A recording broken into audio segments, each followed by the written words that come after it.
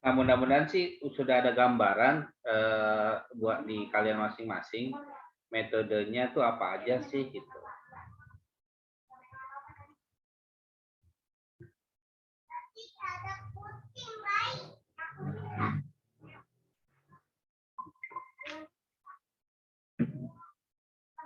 Udah ada bayangan belum?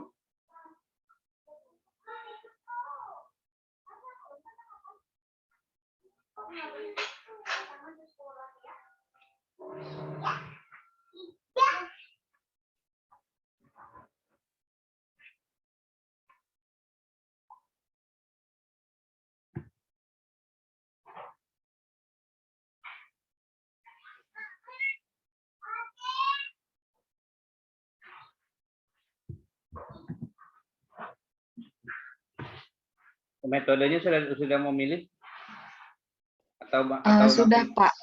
Oke. Sudah yang kemarin sama Bapak dikasih tahu. Saya ngasih tahu apa ya? Ini mohon maaf nih, karena saking banyaknya metode,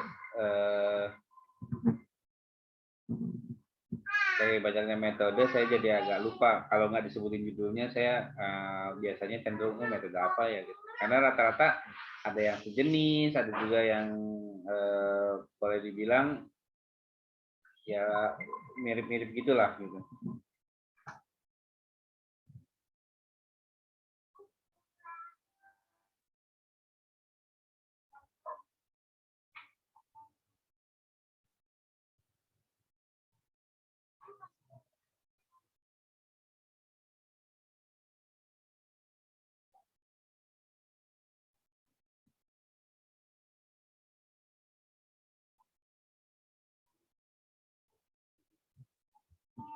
Oke ya, saya mulai. Jadi gini, untuk UTS nanti itu sekurang-kurangnya ada 3 poin yang harus kamu kejar. Apa saja? Ini whiteboard-nya kelihatan ya.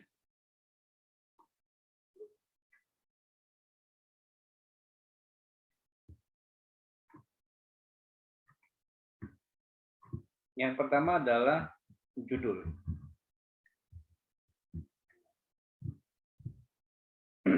Kemudian yang kedua adalah pendahuluan. Lalu yang ketiga adalah metode. Nah, ini untuk UTS. Namun kalau misalkan mau lengkap ya, sebuah artikel itu nanti tambahannya adalah yang keempatnya adalah hasil. Kalau saya suka menggabungkan hasil dan pembahasan.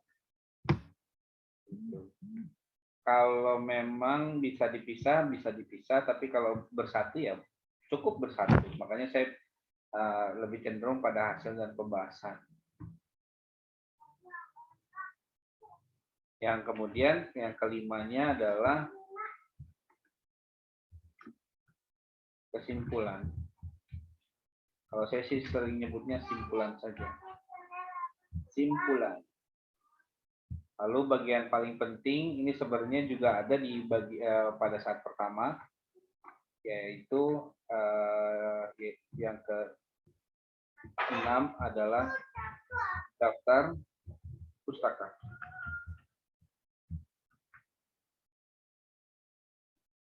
Ini saya yang warna biru artinya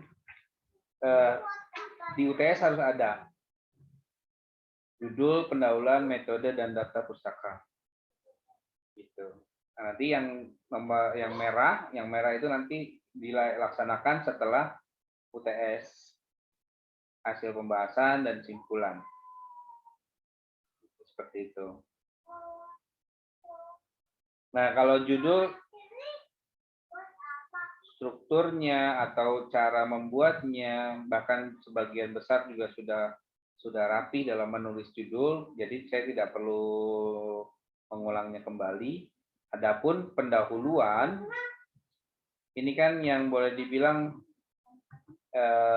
nantinya menjadi pembeda antara pendahuluan punya kamu yang berciri khaskan tertentu, atau pendahuluan yang dari artikel-artikel yang sudah kamu baca. Begitu juga metode. Kalau metode biasanya berlaku umum, ya. Pendahuluan ada ciri khas tertentu. Kalau metode itu berlaku umum. Nah, sementara daftar pustaka kita menggunakan APA. Saya tidak akan bahas terlalu dalam tentang daftar pustaka karena ada bagian tersendiri. Hari ini pendahuluan dan metode yang kaitannya dengan struktur penulisan di UTS nanti. Nanti jika ada waktunya lebih cepat untuk penjelasannya, saya akan jelaskan di metode apa aja sih gitu. Sampai sini bisa dipahami yang ini? Judul pendahuluan metode hasil, ya, yang kalau sudah bisa dipahami, saya mau beranjak ada apa aja dalam pendahuluan.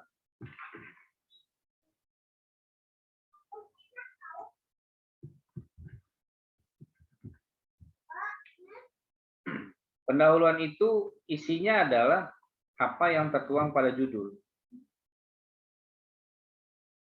Ya, apa yang tertuang pada judul. Cuma yang harus kamu perhatikan adalah alur informasinya. Kalau saya senang menuliskannya dengan seperti ini.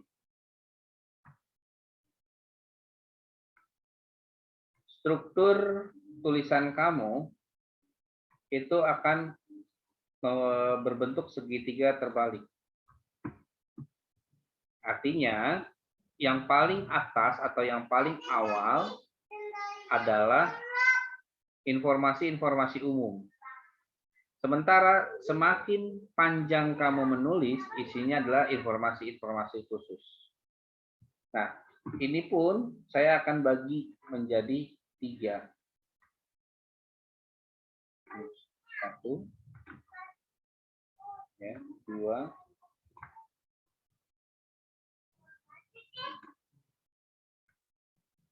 3.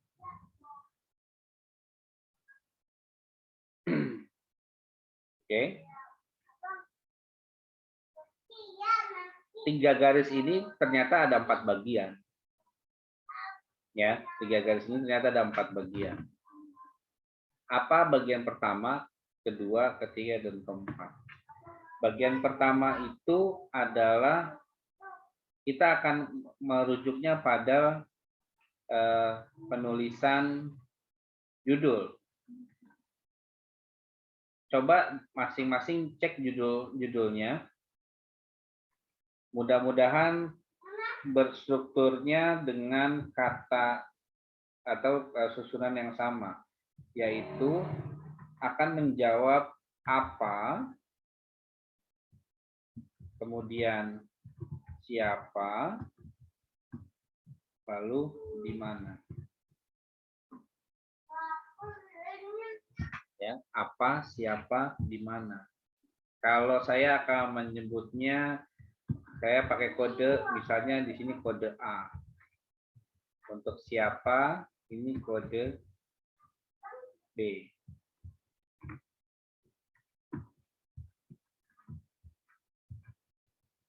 Kemudian ini kode C. Ini pada judul ya. Ya. Apa, siapa, di mana.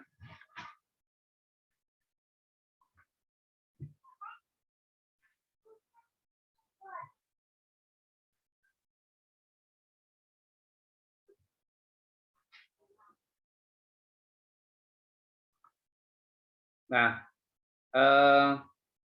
untuk mengisi yang kotak-kotak bagian-bagian segitiga ini, susunannya adalah menjadi mulainya dengan B, kemudian dengan A, kemudian yang terakhir C. Nah, lalu apa sih di sini? Yaitu berupa tujuan. Tujuan apa? Tujuan penelitian. Jadi strukturnya adalah menjelaskan dalam bentuk paragraf Ingat ya, dalam bentuk paragraf. Susunannya adalah B, A, C. Ada yang mau berbagi judul di sini? Biar jadi contoh langsung.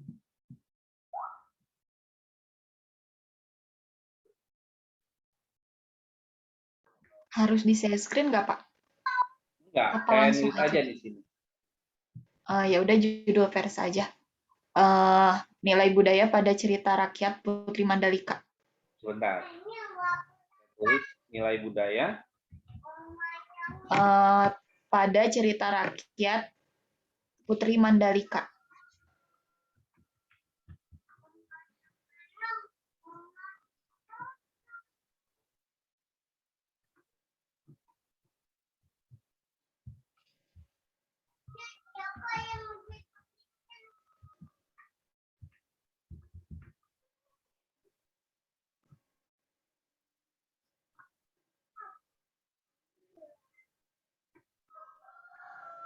Oke. Jadi saya kata padanya sengaja dikecilkan karena dianggap hal minor. Jadi nilai budaya saya kapitalkan semua. Cerita rakyat, kan nilai budaya itu apa? Apa sih yang mau kamu teliti? Ini. Ya. Siapa?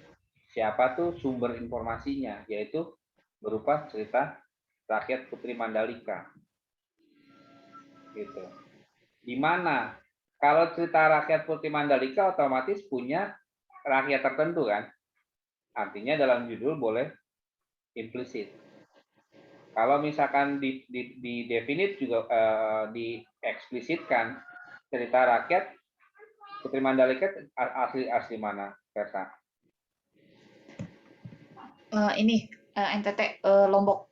Nah, boleh kan akhirnya supaya lengkap dari di mananya, boleh ditambahkan dengan nilai budaya pada cerita rakyat Putri Mandalika cerita rakyat Putri Mandalika dari Lombok. Itu untuk menunjukkan lokasi. Tapi kalaupun nggak dicerita nggak masalah. Karena skupnya juga sudah besar, tidak spesifik. Semua orang tahu Lombok yang ada di Indonesia, yang juga mengenal peta. Pasti ada di peta Lombok. Gitu. Kalau misalnya Bekasi, mungkin itu udah beda planet, kata orang-orang. Tapi kalau saya ya ada di peta, tahu Bekasi gimana. Atau Bogor ya tahu. Jadi ini kata di mana untuk beberapa kasus tidak perlu dicantumkan, tapi secara implisit akan memasukkan pada siapanya. Karena cerita rakyat ya otomatis milik rakyat. Oke, itu asumsinya ya. Artinya tetap nanti akan disinggungkan mengenai lokasi. Meskipun di dalam judul itu adalah implisit, ya, tetap nanti dalam susunannya harus diceritakan. Cerita rakyat Putri Mandalika Lombok itu kayak apa?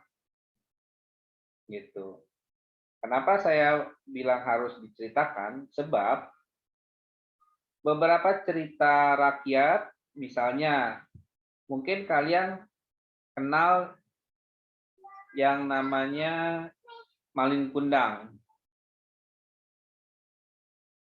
Ya, bukan kenal orangnya ya, kenal ceritanya. Kalau kenal orangnya mungkin belum ketemu gitu. Belum sempat kenalan, belum sempat salaman gitu ya. Tapi ceritanya tahu kan? Nah, kalau kalian hobi dengan nonton Upin Ipin, ternyata memiliki kesamaan, yaitu cerita si Tanggang. Gitu.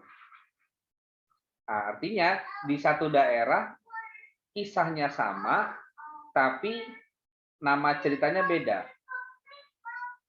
Di sini kalau nggak salah kan ada orang Bangka ya. Di Bangka itu ada cerita yang sama tentang Malin Kundang juga. Tapi namanya adalah Batu Balai. Benar nggak ya? Biona ada nggak Biona? Ada, Pak. Fiona orang Bangka asli kan? Apa tidak asli? Asli, Pak, dari lahir. Oke. Eh, tahu cerita Batu Balai nggak? Kayaknya bukan batu balai deh, Pak. Apa? Itu batu rusa. Apa ya yang di Jalan Rusa di deket Pangkal Pinang tuh? Udah beda lagi ya. Iya, Kak, kalau nggak salah apa ya, pokoknya ada rusa-rusanya deh. Gitu Ya kalau nggak karena salah. sumber informasi saya orang Muntok bilangnya Batu Balai. Terus sumber di internet juga bilang Batu Balai. Tapi kalau kamu ada batu rusak berarti kan nambah lagi referensinya. Ya kan? Iya, ceritanya Nah, yang kayak Ngalin Kundang kan? iya betul. Cuma bedanya dia punya situs sebagai situs kesejarahannya berupa bebatuan besar gitu kan. Mhm. Nah, itu seperti itu. Kalau di Malin Kundang ada batu yang mirip seperti orang yang sedang meratapi nasibnya, menangis tersujud lah ceritanya. Benar nggak sih? Lupa saya. Iya, kalau Malin Kundang, Pak. Iya, Yang di laut kan, yang dikutuk sama ibunya. sama Batu Balai juga sama. Si Tanggang Iya. juga sama ceritanya. Gitu. Artinya rumpun Melayu punya karakter sama. Artinya setiap lokasi punya penamaan yang beda. Makanya di dalam cerita ini cerita rakyat Putri Mandalika itu hanya milik orang Lombok. Tapi mungkin saja ya saya bilang, ketika dalam perjalanan ada yang mengkritisi tulisannya Versa. Itu bukan cerita Putri Mandalika, tapi cerita yang lain dari daerah yang lain. Makanya itulah kebutuhan Versa untuk menuliskan ini asli Lombok, gitu. Sama halnya si Tanggang versi Malaysia, Malin Kundang versi Padang, Batu Rusak atau Batu Balai versi Bangka, gitu. Itu seperti itu ya. Nah, itu susunannya. Lalu kenapa mulainya dari siapa? Kenapa udah mulai? Artinya gini, siapa ini kan adalah cerita rakyat. Kalau yang lengkap dengan studi kepustakaan, maka kamu sudah punya cerita rakyat itu apa. Ya, dilakukan penjelasan.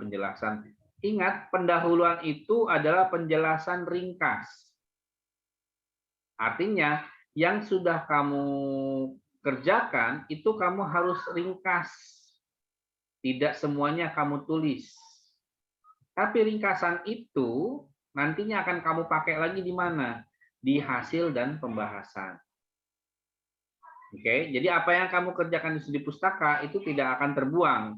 Justru untuk menuliskan pendahuluan, kamu untuk di bagian siapa? Bagian cerita rakyat Putri Mandalikanya, itu kamu harus membuat pembaca itu merasa mengetahui isinya secara sederhana di pendahuluan kamu tentang cerita rakyat Putri Mandalika pada kasus ini. Lalu dilanjutkan dengan nilai budaya. Kenapa tidak budaya dulu, Pak? Kenapa harus dari siapa? Begini, nilai budaya pada cerita nanti akan berbeda dengan nilai budaya pada perkawinan. Nilai budaya pada perdagangan. Meskipun kegiatan-kegiatan tersebut adalah kegiatan kebudayaan, untuk artikel langsung spesifik pada hal yang merujuk di siapanya atau subjek penelitiannya. Maka susunannya siapa, cerita rakyat dijelaskan dulu di awal, ya di sini. Kemudian yang kedua adalah nilai budaya. Nilai budaya di mana? Nilai budaya Lombok. Nah, nanti nilai budaya apa yang ada di Lombok? Itu seperti itu. Lalu tujuannya, barulah bisa kamu tulis. Tapi sebelum saya bagaimana menuliskan tujuan, saya mau ngecek dulu dari susunan BAC ini Adakah yang mau ditanya? 5, 4, 3, 2, 1. Yang di mana, Pak? Pak, Apa? saya mau nanya. Yang di mana? Yang BAC, ya, siapa, apa, di mana. Di mana? Mau tanya yang di mana? Oke.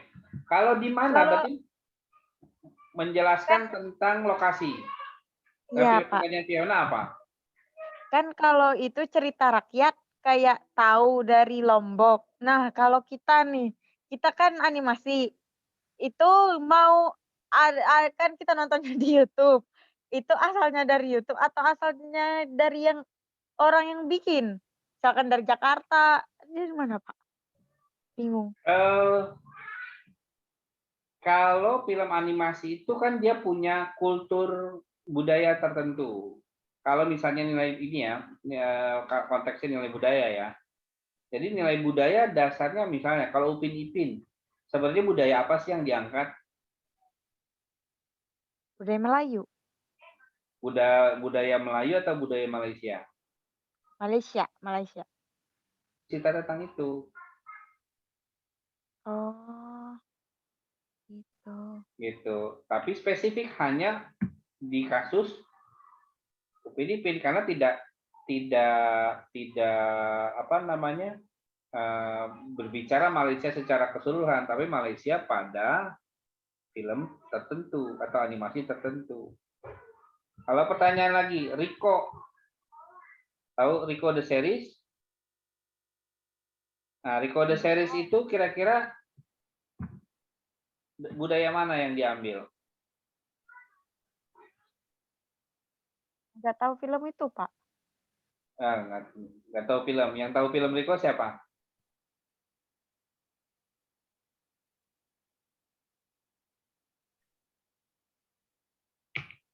Oke, nggak ada yang tahu. Oke, kalau gitu ganti.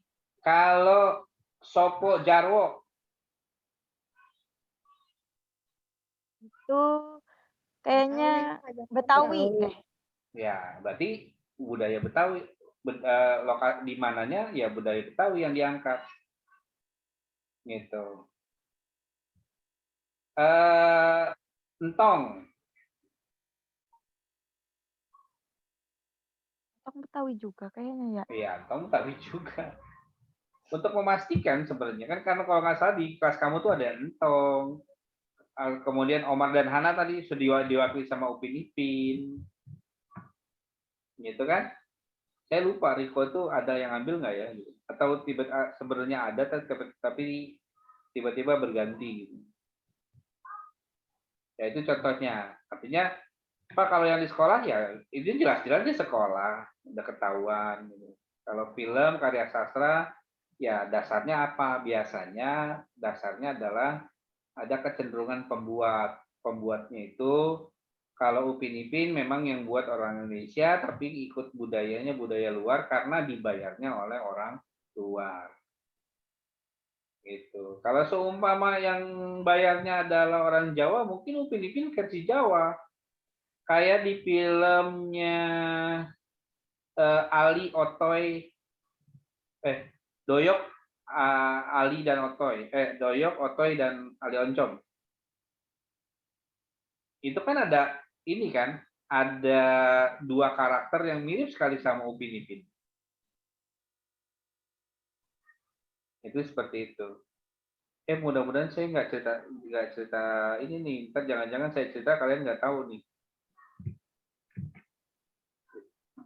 Mungkin kalian terlalu sibuk, jadi lupa nonton gitu ya. Maklum lah, mahasiswa. Sampai di sini aman? Bapak izin bertanya. Berarti yang di mananya itu dilihat dari daerahnya, harus dilihat dari daerahnya gitu gimana? Kan saya ngambilnya Doraemon, berarti itu di mananya itu di Jepang gitu, atau kan waktu itu saya pernah sempat nanya ke Bapak, di mananya itu ya tetap di film Doraemon gitu, Pak? Iya, di film Doraemon kan film Doraemon itu kan siapa? Ya kan? Lebih spesifiknya kalau misalkan kita bicara budaya, ya. Judul kamu apa, Denis? Nilai moral pada tokoh Nobita dalam subtitle film Stand By Me Doraemon 2. Itu kan ada nilai apa sih? Nilai karakter, nilai apa? Nilai moral. Nilai moral. Nah, nilai moralnya itu kan dalam sudut pandang film Doraemon kan? Ya, apa subjek penelitiannya adalah subtitle film Doraemon. Benar nggak? Iya. Kalau bicara lokasi film Doraemon saja, ya tidak membawa unsur budaya yang dibawa, pasti subtitlenya akan berubah. Kayak contoh begini, ada nggak sih orang Bogor yang kalau pulang ke rumah bilang, saya pulang. Enggak. Tapi ada kan di subtitlenya? Iya. Nah, coba. Berarti kalau itu ngomongin siapa? Kebudayaan tertentu kan, Denis? Nah, itu kan menarik gitu. Kok orang Jepang tuh bilang, saya pulang gitu. Terus mari makan, padahal semua sudah di meja makan. Ditambah lagi kalau makan belum sama-sama itu nggak boleh. Lucunya beberapa film ya, terutama di Cina dan Korea, kalau makan juga itu adalah tempat ngobrol. Entah dimarahin anaknya gitu, saking marahnya kesel gitu, atau bahkan udah pakai sumpit, mulutnya penuh dengan nasi gitu, tapi marah gitu. Nah itu tetap aja akan membawa budaya, tapi tidak dalam, hanya difokuskan pada subjek penelitiannya. Jadi tidak bicara Jepang secara keseluruhan, tapi Jepang versi film. Bisa dipahami, Denis? Jadi buat judul saya itu di mananya itu tetap yang tadi kata Bapak Jepang versus filmnya itu ya Pak?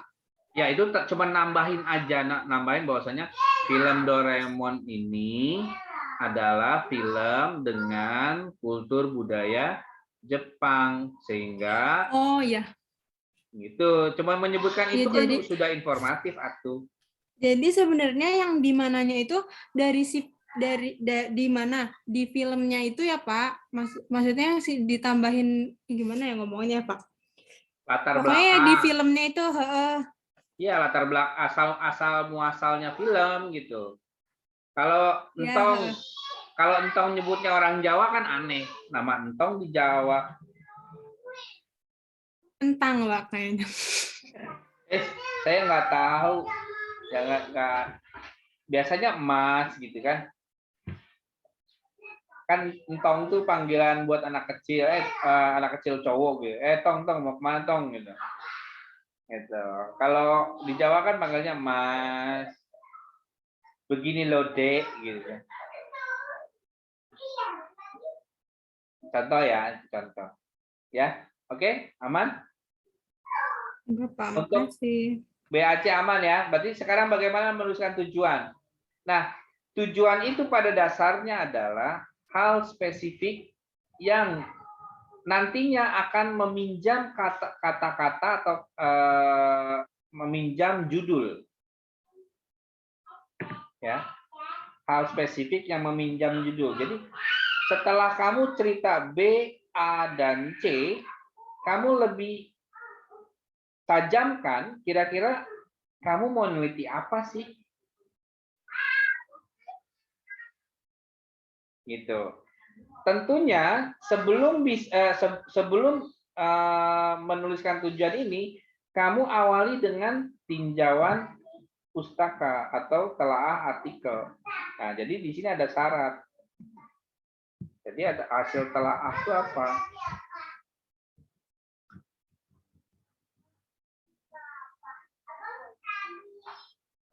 Nah, mulainya telaah artikel dulu sebagai kalimat pembukanya, ya, sebagai kalimat pembuka di paragraf terakhir nih ya.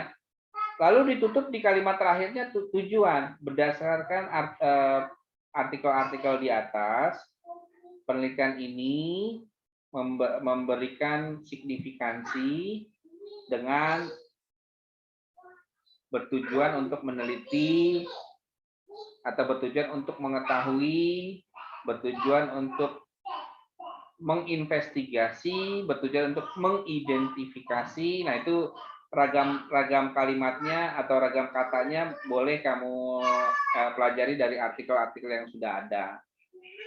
Jadi konstruksi yang paling bawah ini sudah spesifik dari telah artikel. Kan kamu sudah mencari artikel, ada yang 6 mungkin, ada yang cuma 3, ada yang bahkan sampai 9. Nah, itu artikel tersebut tidak ditulis semua, ya, tidak ditulis semua, melainkan langsung pada poin-poin fokus. Beda kalau deskripsi. Kalau deskripsi murni semua telah artikel kamu kopas. Apa yang kamu kerjakan di matriks itu, kamu tinggal kopas aja ke skripsi. Beda ya? Ini kan kita bicara dua hal nih. Ini mata kuliah ini bicara dua hal. Persiapan skripsi dan persiapan jurnal. Di kamu juga akan selesai lewat sidang skripsi. Lalu untuk ngambil ijazah, kamu harus buat jurnal. Makanya saya menjelaskan keduanya. Telaah artikel dalam matriks yang kamu sudah kerjakan, itu bisa kamu kopas langsung tanpa diubah-ubah ke bagian di bab 2 di penelitian relevan atau penelitian terkait tanpa mengubah apapun. Tapi untuk yang penelitian untuk di jurnal, maka kamu harus sederhanakan. Sederhanakannya boleh jadi seperti ini. Contoh ya, Persa, saya minjem penelitian kamu dong. Misalnya ya. Yang tadi, oh. Yang telah artikel kamu tadi. bisa sebutkan nggak? Yang pertama, yang artikel pertama. Pertanyaan yang saya. matriksnya, Pak. Yang artikel pertama, penulisnya siapa? Nama pertamanya aja. Ya Allah, lemot Pak, bentar Pak. Astagfirullahaladzim. Ini saya masih contoh ini ya, punya Persa karena judulnya masih terpampang di atas. Yang punya nama artikelnya itu Ahmad Ardian dan Pratiwi. Ya, misalnya saya ambilnya Ahmad aja ya. Ahmad ya. Ahmad tahun berapa? 2021. 2021. Oke. Yang pertanyaan saya adalah hasil penelitiannya apa?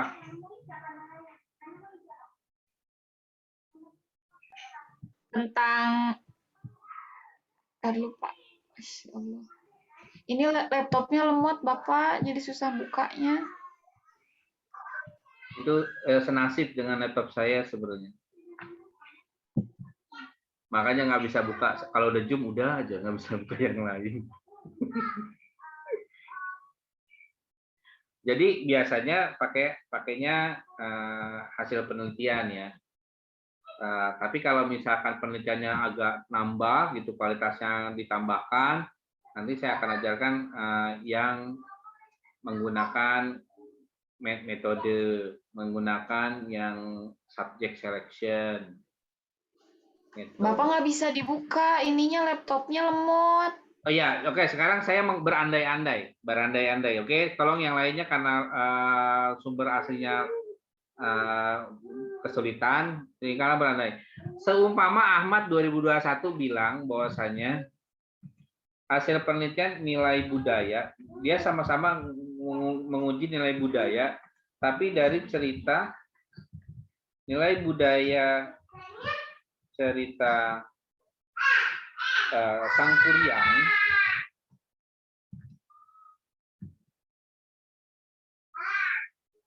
berupa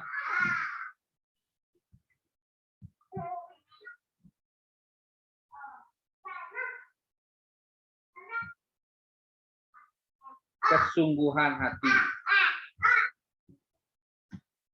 dalam melakukan pekerjaan. Ini sumbernya ya. Terus misalnya ada yang kedua misalnya saya pinjam nama Pratiwi. Pratiwi di tahunnya mungkin sama 2021 juga. Terus ngomongnya tentang Sangkuriang juga atau lebih spesifik yaitu berupa cerita rakyat. Jadi cerita Sangkuriang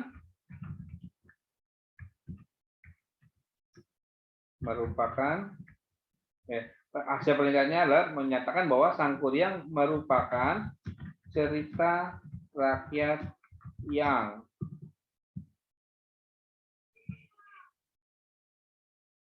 mendorong seorang anak untuk menikahi ibunya.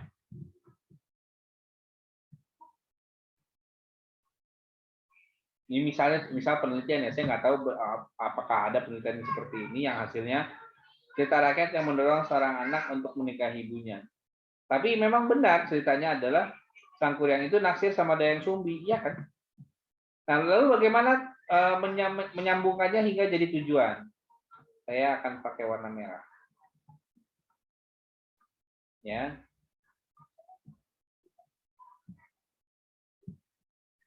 Berdasarkan penelitian terkait nilai budaya, didapati bahwa adanya kesungguhan hati dalam melakukan pekerjaan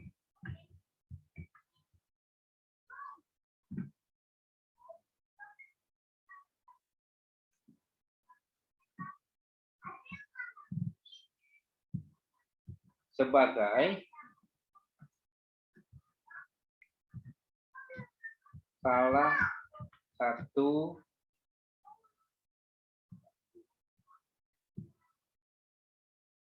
indikator nilai. Ya. Indikator budaya Sunda, indikator budaya Sunda. Dalam kurung Ahmad 2021. Saya pakai koma ya. Adapun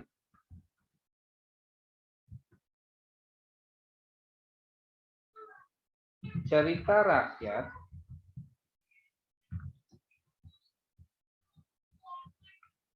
yang pernah diteliti sebelumnya adalah Sangkuriang dalam kurung Pratiwi 2021 juga. Koma, misalnya ada satu lagi ya, misalnya cerita yang berikutnya adalah tentang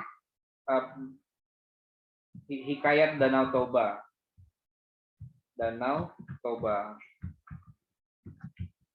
Misalnya Junaid tahun 2020. Dan siapa?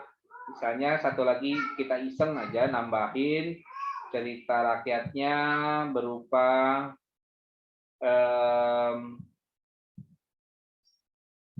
si Pitung,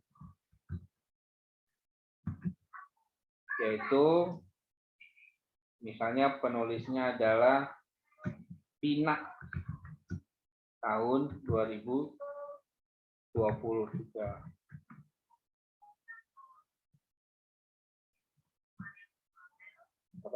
Si Pitung oleh Pina 2020. Misal Pak, bukan Pak, 2021 ya udah nggak apa-apa. Nah, ini contoh untuk telah artikelnya. Terus kamu tutup. Oleh karena itu,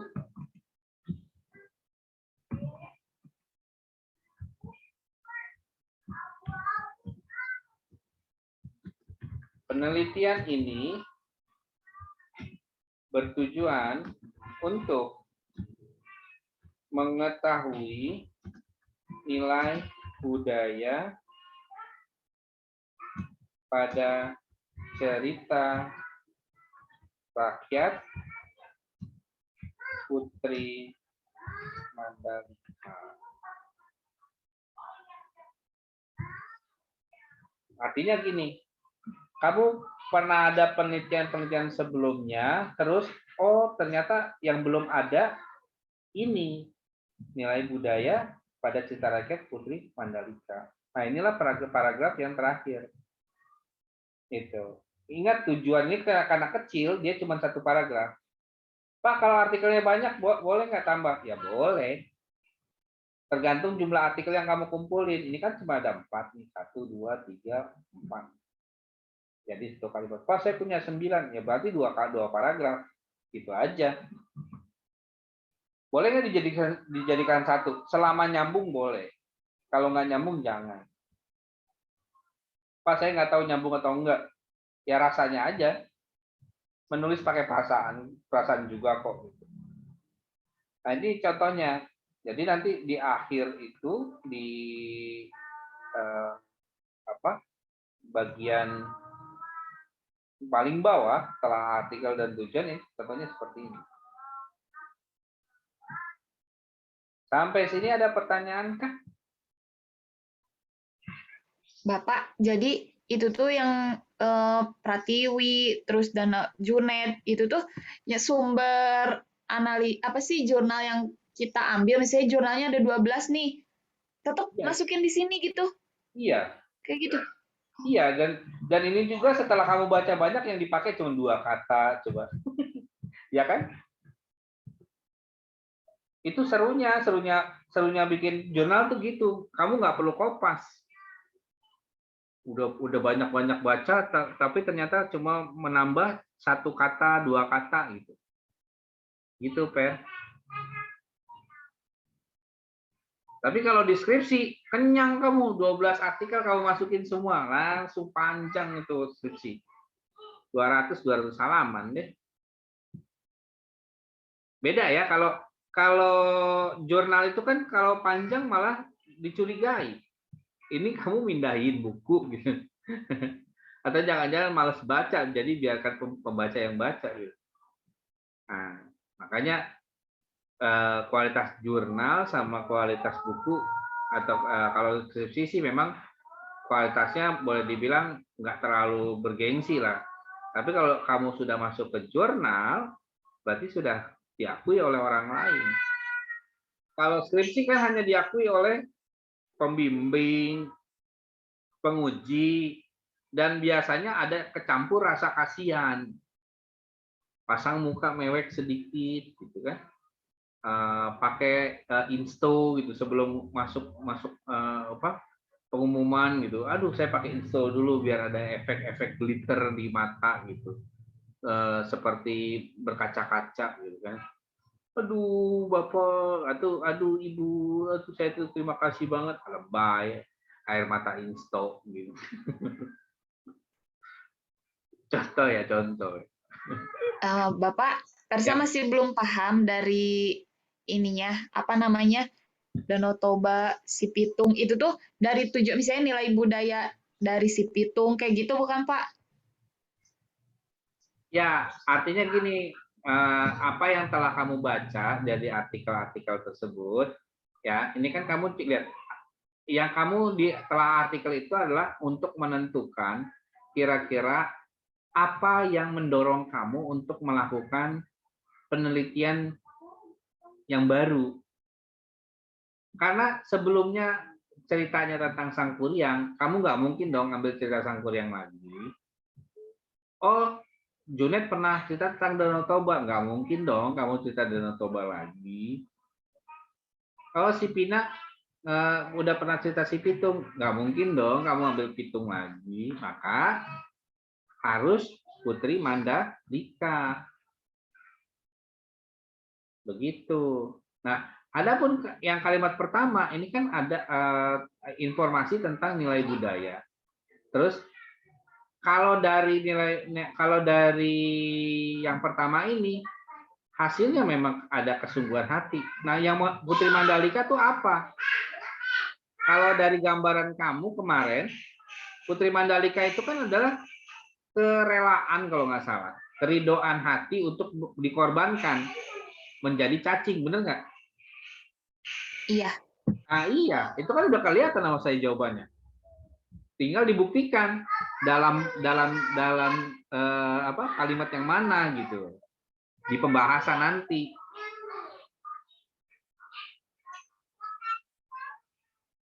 Tangkap nggak, Persa? Bapak, ini nih kan ada apa sih si judulnya itu Amanat pada Cerita Rakyat Kerinci Sakuning. Apa sih Sakunung Ninau di Desa Pulau Tengah Kabupaten Kerinci.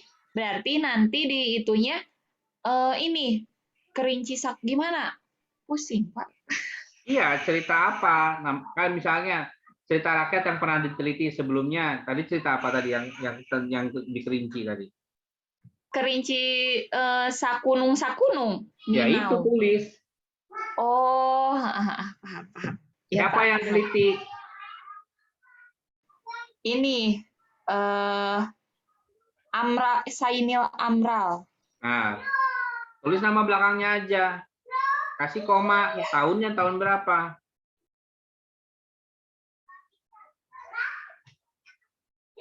Tahunnya kan tahun 2020.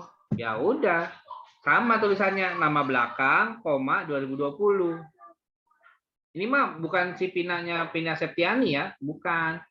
Misalnya siapa belakangnya Pina gitu. Enggak, kan Pina Septiani belum nulis.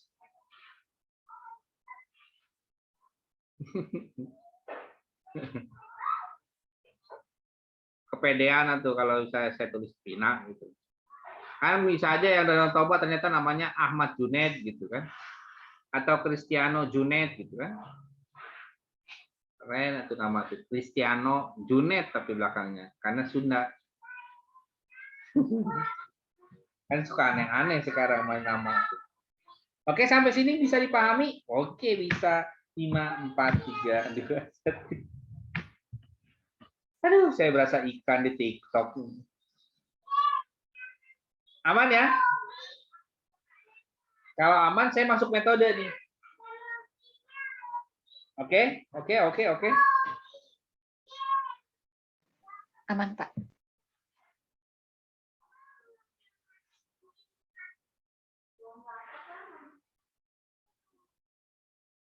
Masuk metode. Saya hapus dulu semua. Saya tuliskan lagi. Metode. Nah, ini metode yang paling enak, yang paling menarik. Dalam metode itu, kalau di skripsi itu banyak subjudul. Ya. Ini saya tulisnya perbandingan ya. Ini skripsi. Kemudian yang ini adalah jurnal. Saya tulis yang skripsi dulu. Kalau di skripsi itu ada biasanya adalah waktu. Tetap ada waktu. Ini saya nggak berurut ya. Karena masing-masing orang punya pembeda. Kemudian ada subjek penelitian. Jadi bahasa skripsi itu bahasa yang ngulang gitu lagi. Kemudian ada objek penelitian. Ingat, apa yang saya tulis ini bukanlah format dari Unida, tapi ini format secara umum. Kemudian ada tahapan teknik pengumpulan data. Dalam teknik pengumpulan data itu dikenal dengan definisi, konsep, dan operasional.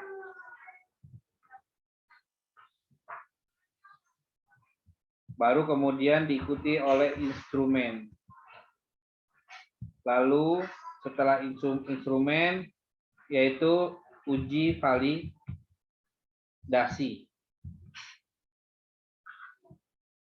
Kemudian teknik analisis data.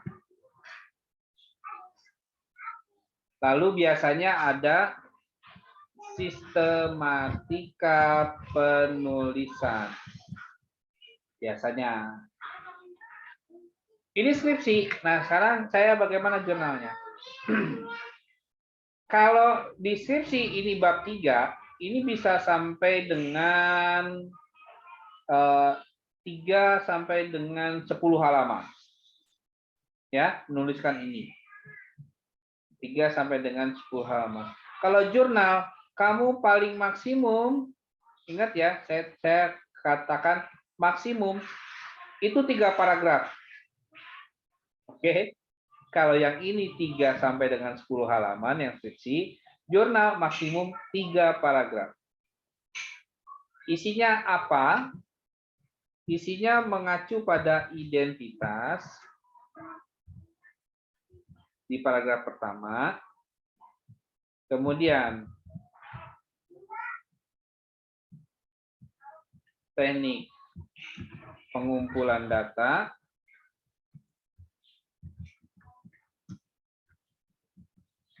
Teknik analisis data.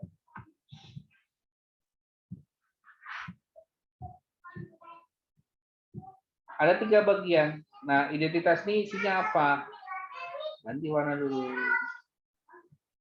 Yaitu mencakup adanya pendekatan, kemudian adanya jenis penelitian, kemudian ada biasanya ini yang ketiga ini opsional. Opsional tuh artinya boleh jadi adalah mencakup waktu, tapi sekali lagi ini tidak wajib. Kayaknya tanda bintangnya di belakang. Nah, ini. Opsional. Adanya pendekatan atau jenis penelitian. Kayak contoh pendekatan itu apa sih? Pendekatan misalnya kuantitatif atau kualitatif. Jadi jangan sekali-sekali ketika ujian skripsi atau ujian ini, kemudian kamu ketemu saya sebagai penguji, di metode yang digunakan adalah menggunakan jenis penelitian kuantitatif. Pasti saya marah. Kalau kamu ngomong pendekatan itu benar, tapi kalau ngomong jenis penelitian nggak bisa. Tapi banyak jurnal yang sudah beredar. Ini ada Pak orang yang publish jurnal, tapi tulisannya adalah jenis penelitian kuantitatif. Nggak bisa. Nah, jenis penelitian itu yang banyak.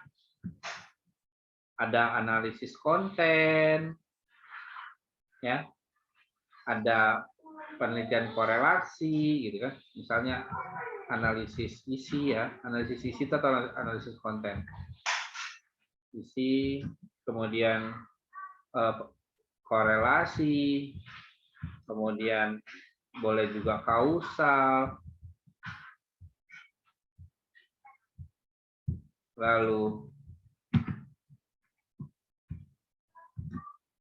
eksperimen,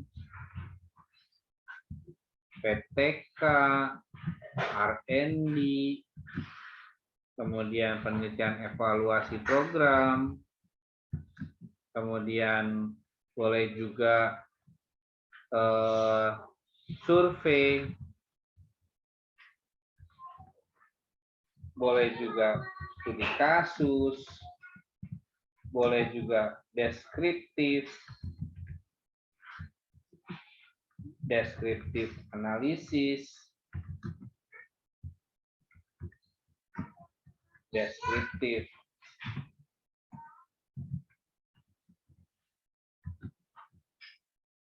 verifikatif, naratif, narasi, dan lain sebagainya. Karena kalau dikumpulin pusing saya juga. Memang sih ada yang misalnya ada. Ini kalau di yang saya lagi hobi ngerjain, ada penelitian eksplorasi. Yang kalau yang saya ya. Kemudian ada penelitian AWK. AWK itu analisis wacana krisis.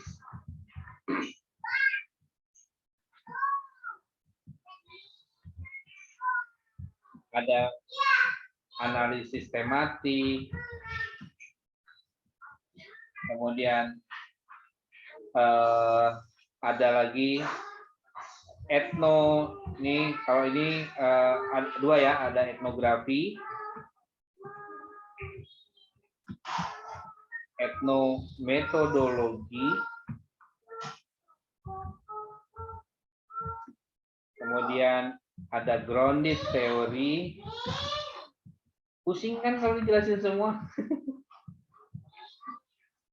Pertanyaannya emang kamu butuh semua? Ini banyak dan seterusnya nih, mohon maaf nih. R&D aja ada modelnya banyak. R&D model di carry, ada R&D model goal and goal. Banyak. Sekarang mau yang mana?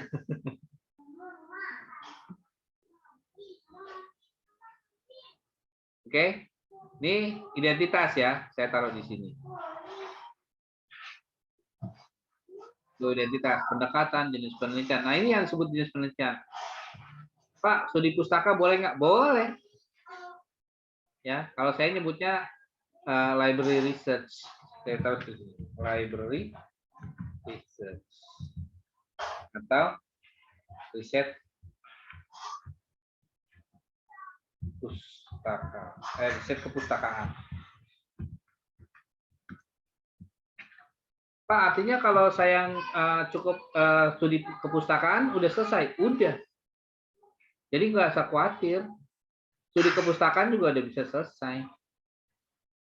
Gitu. Berarti saya nggak perlu ini. Ya itu saya akan mendorong kamu untuk melanjutkan sebab penelitian ini harus sampai ketuntasan tertentu. Ukuran ketuntasannya adalah diri sendiri. Menurut kamu udah tuntas belum? Gitu. Karena peneliti punya peranan penting. Oh, sudah cukup ya. Ketuntasan itu macam-macam penyebabnya. Satu, karena waktunya. Yang kedua, kemampuan finansial. Yang ketiga, kemampuan intelijensial. Atau daya analisis, atau daya berpikir.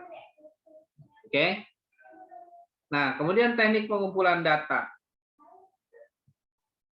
Ya. Sebelum saya lanjut ke teknik pengumpulan data, identitas ada pertanyaan? Nggak ada? Oke, makasih. Enak nih kalau kayak gini. Ada tanya nggak ya? Aman kan?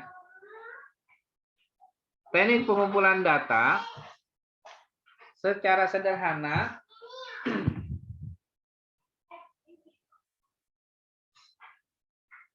ada yang lakukan dengan observasi. Ada yang dilakukan dengan wawancara. Meskipun wawancara beda-beda ya. Ada wawancara terstruktur, ada wawancara tidak terstruktur, ada wawancara semi terstruktur. Itu masing-masing beda. Gitu. Observasi juga ada Dua, observasi partisipatori dan observasi non partisipatori. Bedanya apa? Observasi partisipatori artinya peneliti terjun langsung ke lokasi penelitian. Observasi non partisipatori artinya peneliti minta tolong sama temannya, sama koleganya, sama partnernya untuk membantu mengobservasi subjek. Seperti itu. Lalu apalagi selain observasi dan wawancara, yaitu adanya kuesioner.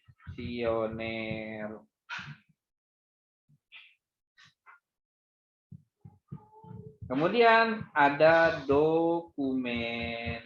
Dokumen juga boleh menggunakan paper, boleh dokumen foto, boleh dokumen video, boleh dokumen audio.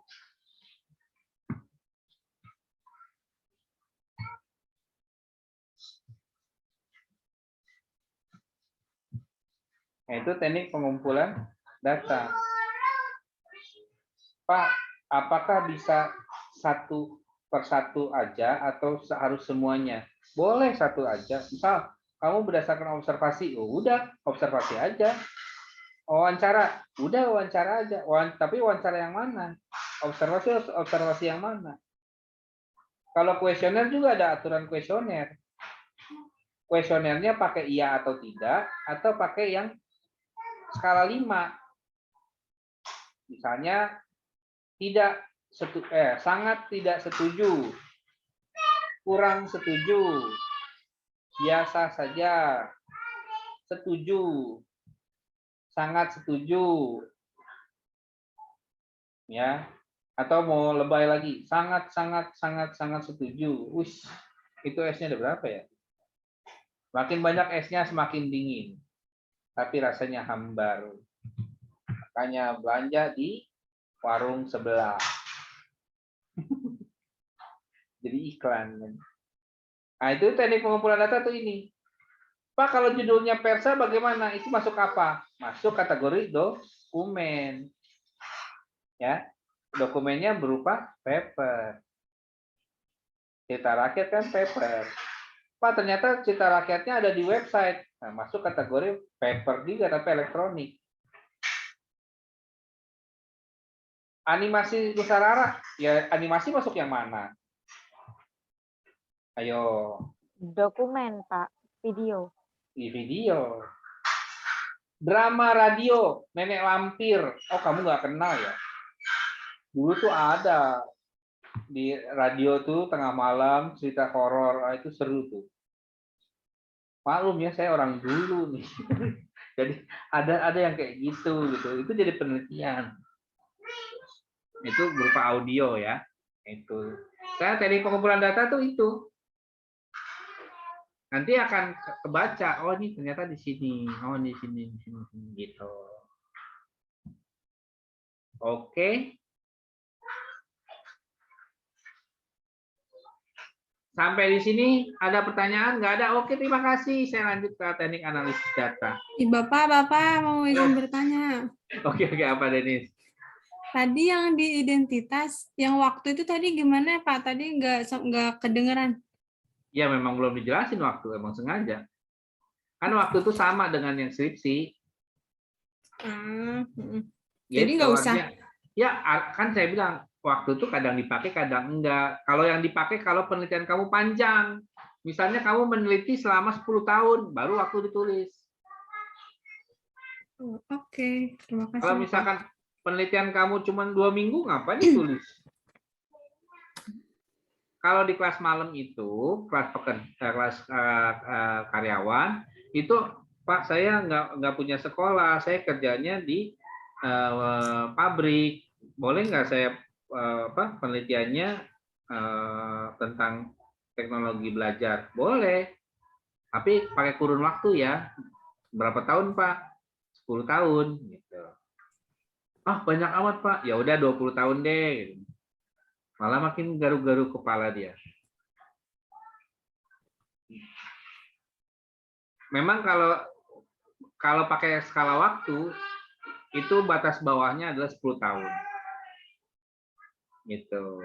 Batas bawahnya 10 tahun. Kamu misal mau meneliti tentang kehidupan perekonomian di Indonesia, kalau penelitiannya cuma 10 tahun belum ketemu jawabannya. Tapi kalau kamu menelitinya 20 tahun itu baru kelihatan hasilnya. Mau meneliti tentang perkembangan kurikulum di Indonesia. Kalau penelitian kamu hanya 10 tahun, ya cuma ada kurtilas, gitu loh, sama KTSP. Nggak ada berubah apa-apa. Tapi kalau kamu ukurnya dari tahun 1986, itu CBSA, wah itu baru enak. CBSA kayak gimana, kemudian Kurdunnem, KTSP, kemudian Kurdunnem, Kurtilas, sekarang ada kurikulum merdeka, kurikulum mandiri, gitu. Itu seperti itu kan banyak tuh ya. Itu contohnya. Begitu Denis. Aman ya? Aman. Lanjut teknik analisis data. Ini saya enak nih biar cepat-cepat aja. Teknik analisis data itu dibagi menjadi dua. Apa itu? Ada teknik analisis data punya kuantitatif. Saya taruhnya di sini. Lalu kualitatif.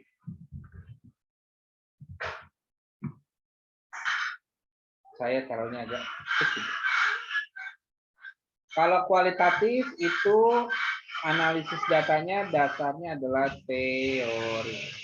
Teori yang mana? Teori yang kamu telah kumpulkan selama studi perpustakaan.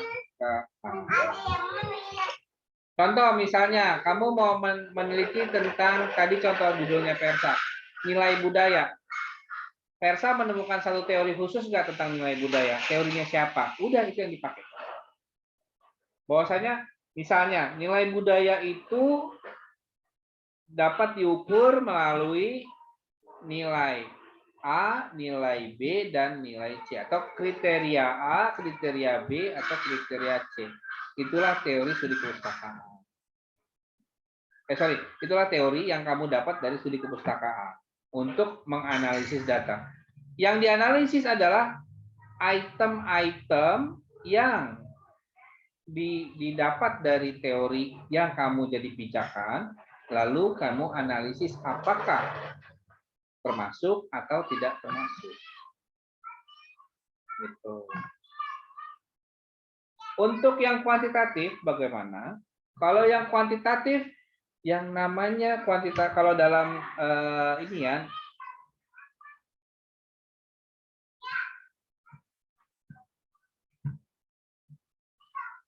saya pisahkan dulu. Kalau yang kuantitatif di jenis penelitian ini, itu kan masuknya pada korelasi, kausal, eksperimen, ya.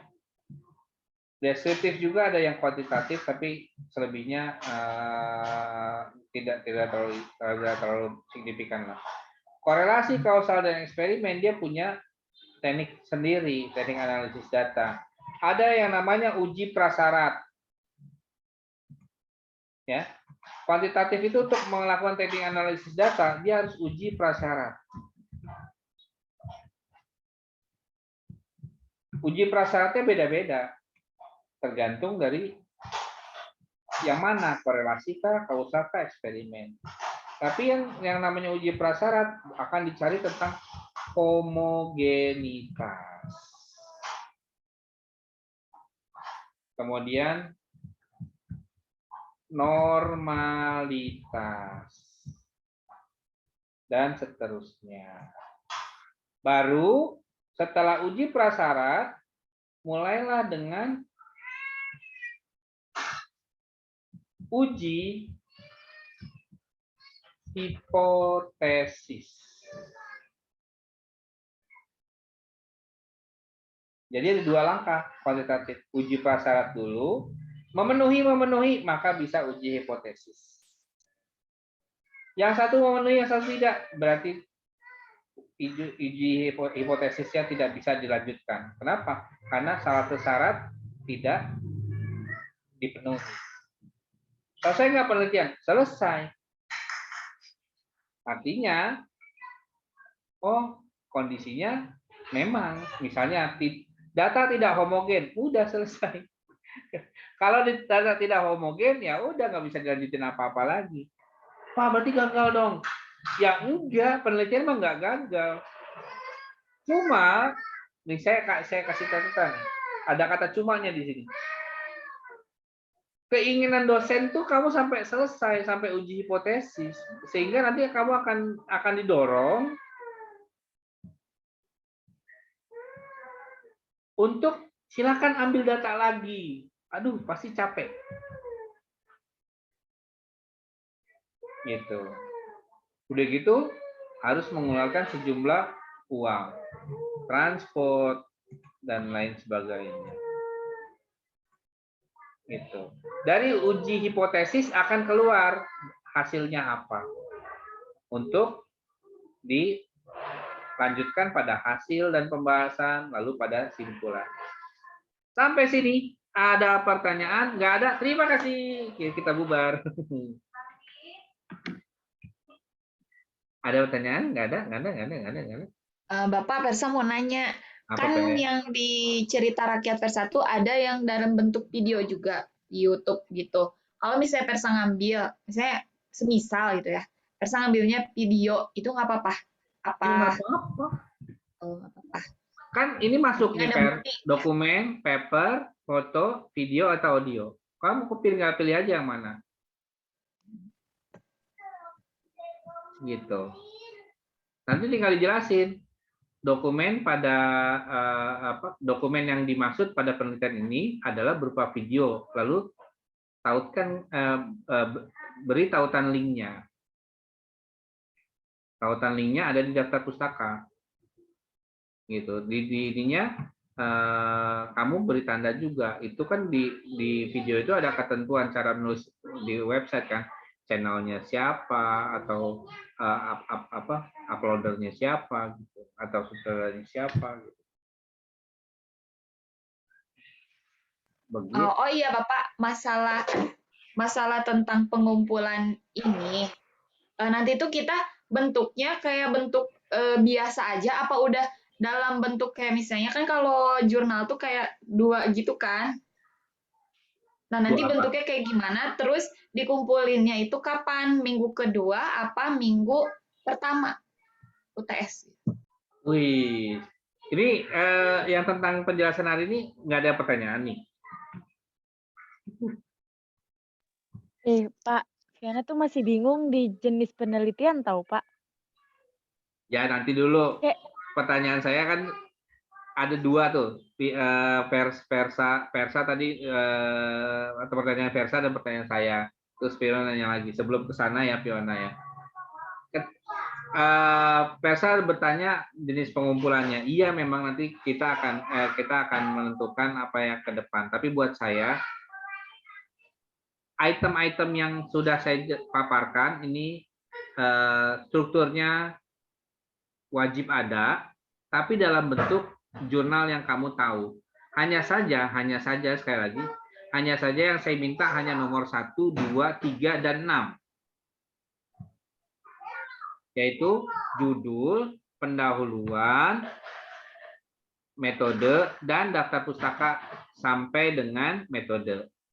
Di pembahasan berarti ada nggak daftar pustaka lagi? Pasti ada. Tapi yang saya minta daftar pustaka sampai dengan metode. Oke, itu menjawab ya. Sekarang Fiona bilang bingung mengenai jenis penelitian. Kenapa bingungnya, Fiona? Bingung kayak di judul Fiona tuh jenis penelitian yang cocoknya apa? Apa harus apa sih, studi kepustakaan atau deskriptif? Dan aku tuh masih bingung deskriptif tuh bentuknya kayak gimana sih, Pak? Soalnya nemu di jurnal tuh kebanyakan jenis penelitiannya deskriptif gitu. Tapi Fiona nggak ngerti gitu, nggak ngerti kayak kalau deskriptif tuh di jurnal kayak bentuknya kayak gimana gitu. Oke, ini pemahaman dasar ya yang harus kamu tahu. Mungkin boleh dicatat biar gak lupa. Mhm. Kata deskriptif itu menuliskan apa-apa yang tampak dan bisa dibayangkan. Apa-apa yang tampak dan bisa dibayangkan. Misalnya saya dilihat di sini, oh yang on cam adalah Vina misalnya, on cam. Karena yang lainnya ternyata punya malu. Ada dua, satu lagi siapa ya? Oh, Nurani akhirnya on cam. Saya misalnya mau mendeskriptifkan Vina gitu. Oh Vina, saya akan nulisnya seperti ini.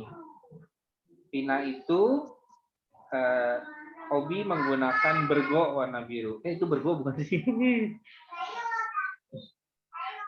Saya kurang gaul banyak nih. Bergo berwarna biru. Kemudian dia menggunakan tangan kanan untuk kegiatan kesehariannya, seperti menulis, makan, kemudian lalu aktivitas kesehariannya adalah mendengarkan Zoom karena kuliahnya sedang daring. Nah, dalam konteks yang tadi, Fiona, apa-apa yang saya sebutkan adalah yang bisa kamu bayangkan berdasarkan apa yang saya lihat. Contoh yang tidak bisa dibayangkan seperti ini. Tentang Vina. Mohon maaf Vina, ini saya akan ngarang sedikit ya.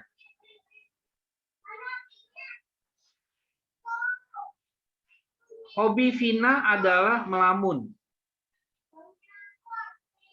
Biasanya lamunannya adalah berupa hal-hal yang menyenangkan seperti makan coklat di pinggir pantai.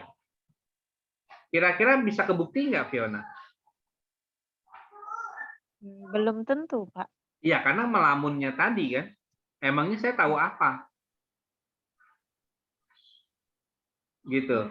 Jadi penelitian deskriptif itu pembaca itu benar-benar bisa membayangkan apa yang kamu tulis. Gitu. Tidak menghayalkan, membayangkan, tidak menghayalkan. Kalau hayal kan melamun itu sambil makan coklat kira-kira kayak gimana ya gitu. Tapi kalau misalnya Vina sedang duduk di taman, dia sedang menatap ke arah jalan, di depannya ada seorang kakek tua yang sedang mendorong gerobak sampah. Nah, itu tidak perlu lagi pakai berhayal, itu sudah cukup dengan bisa membayangkan, oh, kejadiannya seperti itu. Kalau dalam kejadian yang tadi, misalnya saya tambahkan, pada saat itu Vina melamunkan akan memberikan kakek tersebut sejumlah uang sebesar 1 miliar. Gitu. Ternyata cuma hayalan. Nah, itu kan jadinya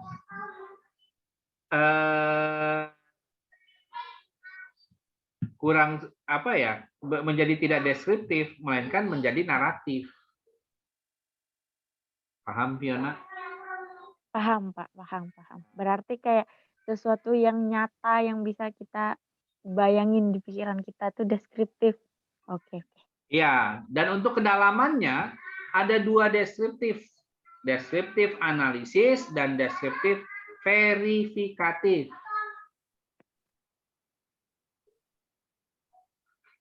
Ini saya mau pusingkan kamu. Bedanya apa? Descriptive analysis adalah mendeskripsikan angka-angka.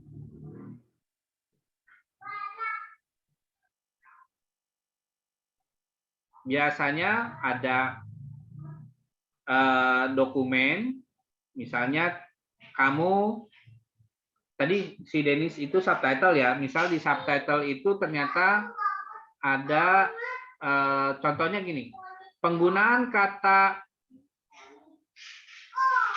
lah dalam subtitle Doraemon.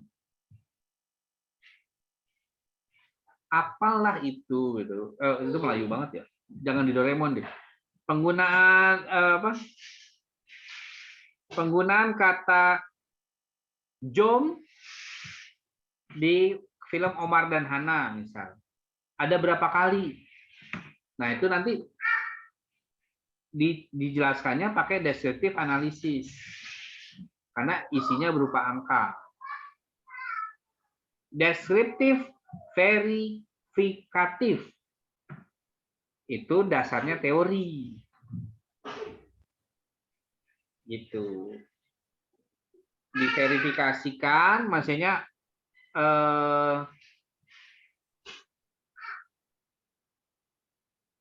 ada yang bilang bahwasanya belajar itu dari tidak tahu menjadi tahu. Nah, lalu verifikasi oleh kamu, apa yang dimaksud dengan tidak tahu, apa yang dimaksud dengan tidak tahu. Kapan boleh menggunakan descriptive analysis dan descriptive verifikatif? Sebenarnya, descriptive analysis untuk S1, kalau kamu di metode ini sudah berhasil, kamu sudah boleh pakai descriptive analysis di skripsi kamu.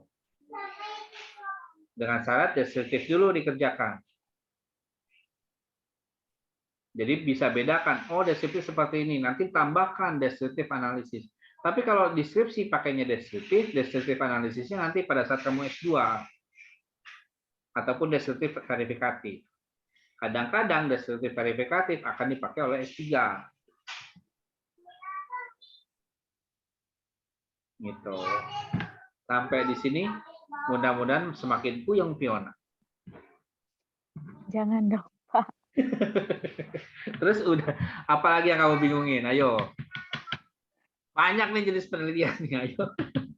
Ya makanya bingung kalau judul Fiona tuh cocoknya apa gitu. Kayaknya deskriptif deh, Pak.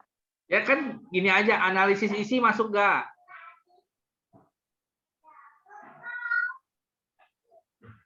Pakai hitung-hitung gitu, Pak, yang kata Bapak tadi, yang angka-angka gitu.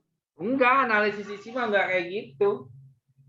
Yang analisis isi dari jurnalnya apa gitu. Analisis isi itu misalnya kamu punya video ya, videonya adalah video Sopo Jarwo ya, misal. Analisis isi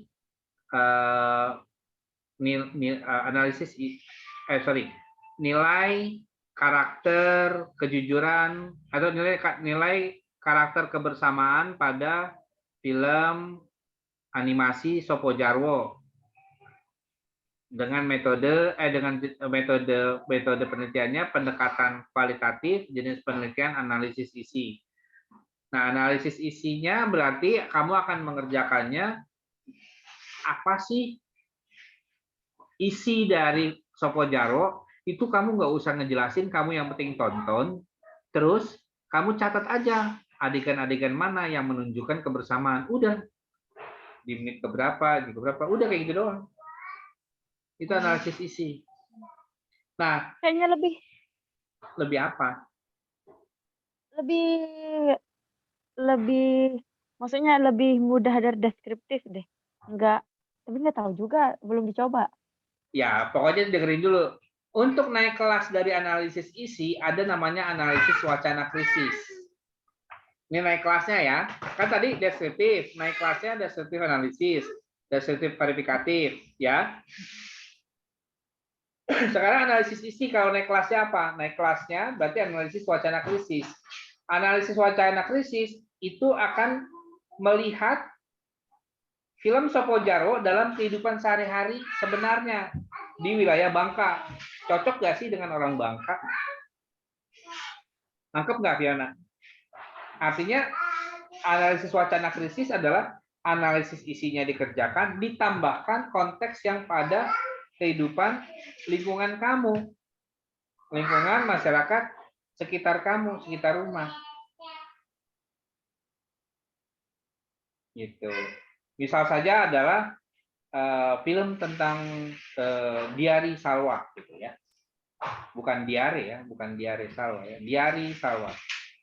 Diari Salwa berarti filmnya tentang kehidupan sawah. Terus menurut kamu di kehidupan sawah itu ternyata ada nilai tertentu yang mungkin saja cocok dengan orang-orang Bangka.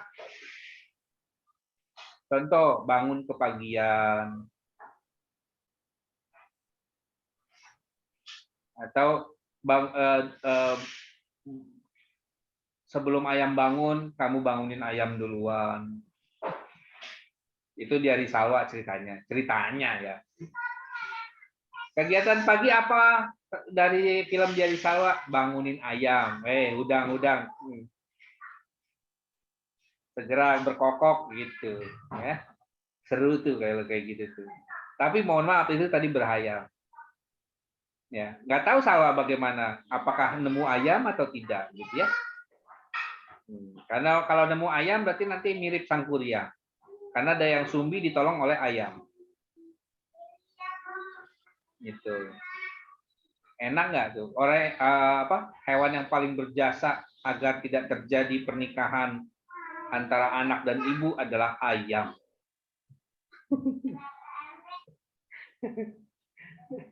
Lalu Upin Ipin makannya ayam. Hebat kan? Yang nyuri sendal ayam si Rembo. Keren pokoknya ayam. Nah makanya dari situlah si Salwa berinspirasi. Oke, saya akan bangunkan ayam. Cara bangunnya gimana nggak tahu, terserah. Dibisiki, ayam bangun dong. Aduh romantis banget. Gitu Fiana, ada pertanyaan lagi kah? Oh Enggak, ini Pak. aja, atau metodologi aja biar pusing kayak saya yuk.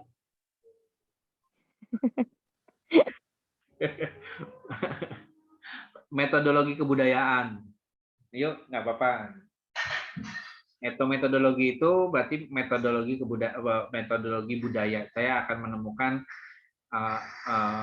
sebuah metodologi budaya lewat metodologi etnometodologi. Pusing nggak? Menemukan metodologi dengan metodologi. Oke, ada lagi nggak ada? Oke, terima kasih. Tadi saya ada janji apa ya? Lupa kan saya. Ini hari ini ada pertanyaan kah? Nggak ada? Aman? Nggak ada ya? Enak nih.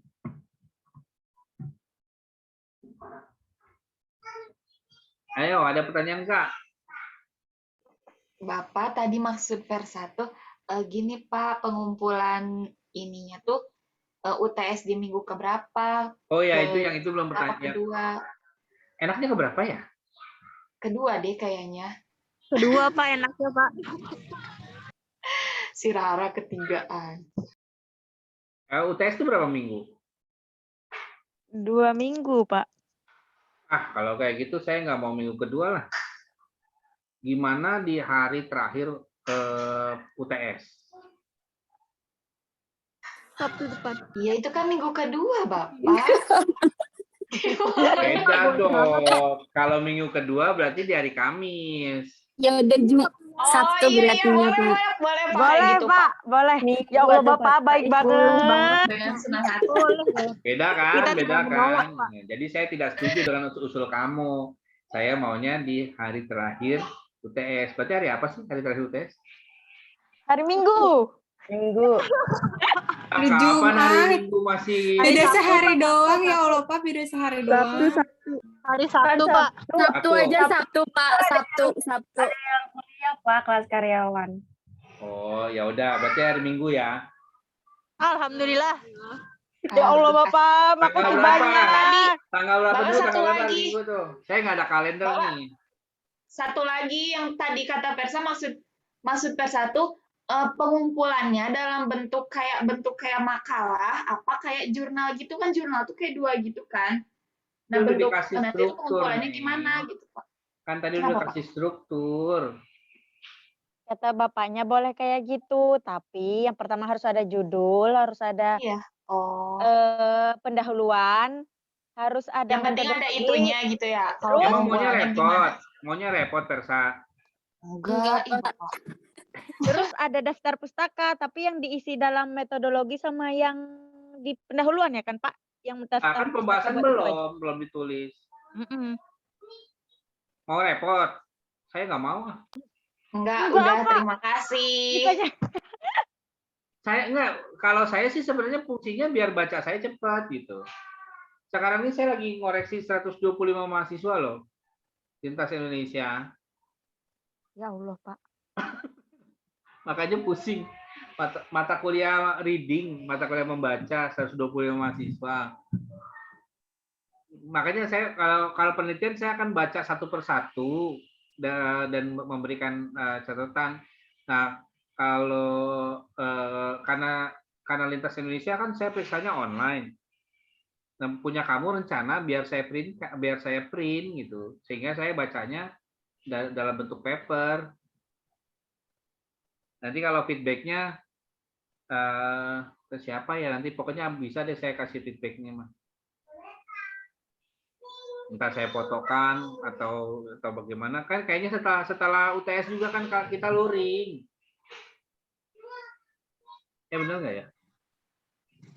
Bapak, berarti pengumpulannya itu tanggal 28 November ya, Pak? Emang tanggal berapa sih? Kan 2 minggu kan, Pak? Iya, 2 minggu. Ya, Mulainya jatuhnya di hari tanggal Minggu. 15 ya? Iya. Oh iya, tanggal 28. Oke, berarti pengumpulan tanggal 28 November. Jam 23.59. Oke, makasih, Pak. Kurang ya. Ya, satu menit lagi udah hari Senin, tuh nggak mau saya.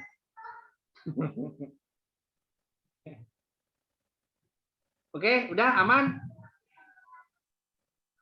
Ya, mohon Aman, maaf Pak. ya. Saya nggak setuju dengan usul kamu ya. Mohon maaf nih. Ya, biarin aja. Tapi ingat, kan di LMS saya jarang kunjungi nih karena lagi banyak tagihan.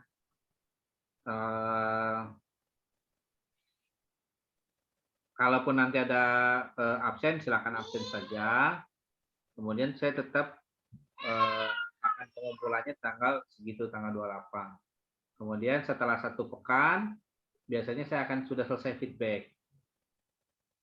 Itu paling lambat, paling maksimum 1 pekan. Biasanya langsung cepat kok. Yang penting saya print, langsung saya kerjakan, bisa langsung saya kasih feedback. Oke? Ada pertanyaan? Nggak ada? Oke, terima kasih. Itu bentar Pak. Apa? Ngumpulinnya itu ke email ya? Enaknya kemana?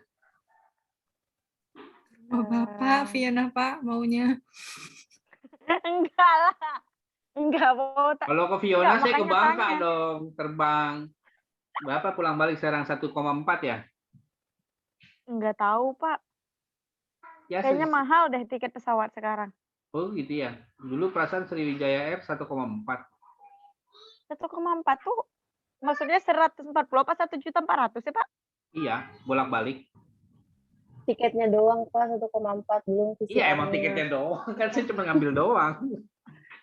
Makanya, Pak, kalau bolak-balik sekarang udah berasa bayar semester tuh. 1 kali semester. Aduh, pusing. Mana duit lagi krisis, ya Allah, astagfirullahaladzim. Lagi yang dipikirin duit sih, stop